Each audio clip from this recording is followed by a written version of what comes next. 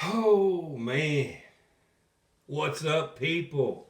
It's Cowboy Star coming back at you on a Super Bowl Sunday. Unfortunately, our team is not in the Super Bowl, but however, we're still going to be watching the game. As you all know, we're going to do it no matter what. But it's the Chiefs versus the Eagles today, and ought to be a good one. I'm hoping the Chiefs pull it out. I'm pulling for Mahomes and the Chiefs because I hate the Eagles. But I don't know, man. The Eagles might beat them. They're a pretty good team. Anyhow, I wanted to get on here and give you the latest of what was known about the Michael Irvin incident. Excuse me, incident. In case you've been living under a rock, Michael Irvin has been sent home by the NFL Network while he was doing coverage for the Super Bowl because of associated allegations by a staffer at the Marriott Renaissance where he was staying in Arizona. Um, he's been sent home uh, with out having to do his duties for the Super Bowl.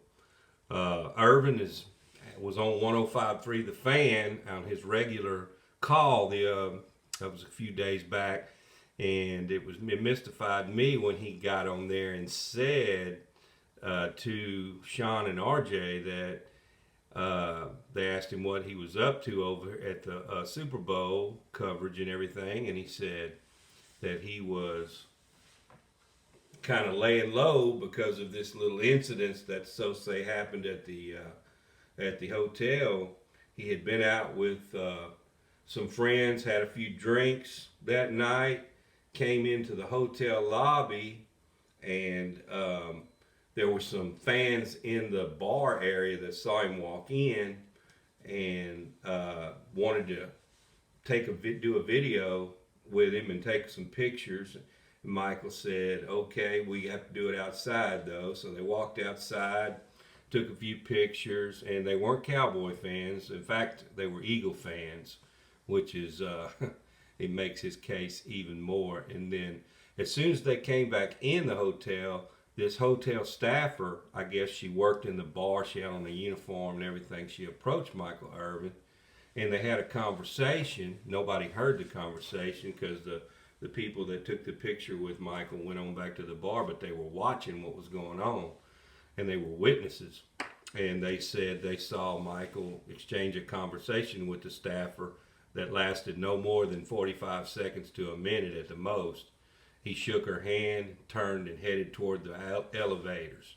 Well, since then, that staffer has reported accusations. We don't know what the accusations are. No one knows what the conversation was that was said, but no police report has been filed to anyone's knowledge. But the NFL Network was notified of this complaint by the staffer, and Michael was immediately sent home. So, without any accusations being placed against the man, so kind of like a cancel culture thing going on here for Michael. Uh, there's no, like I say, no report made by the police. There's been no report filed by the staffer to the police, as we know at this time.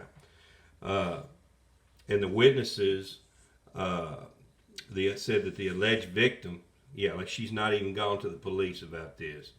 There is video footage and photographs of the interaction, but not known if the NFL Network has seen it. Michael says he has not seen it. He has not seen the video. Michael cannot remember the conversation. That's the only thing that's kind of a little bit fishy to me. That Michael can't remember the conversation. I mean, even if I was a little bit tipsy, I think I'd remember a conversation or what was said in a conversation.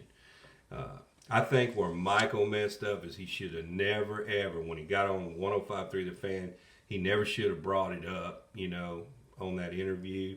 But the minute he brought that up on that interview is when it all hit the fan. It was all leaked across social media about what had happened. And I guess he thought it was already out there, but it wasn't.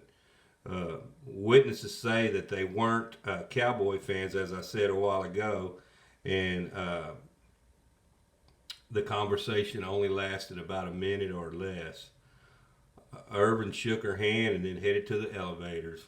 That's all that we know at this time. Irvin has since filed a $1 million lawsuit, though, against the Marriott and the female staffer. Witnesses did say that the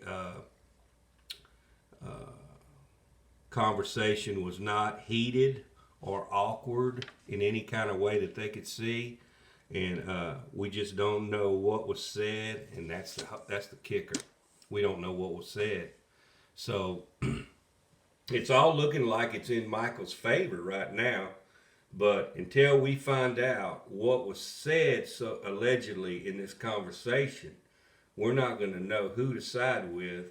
But I think a lot of things were done wrong in this whole thing, this whole fiasco.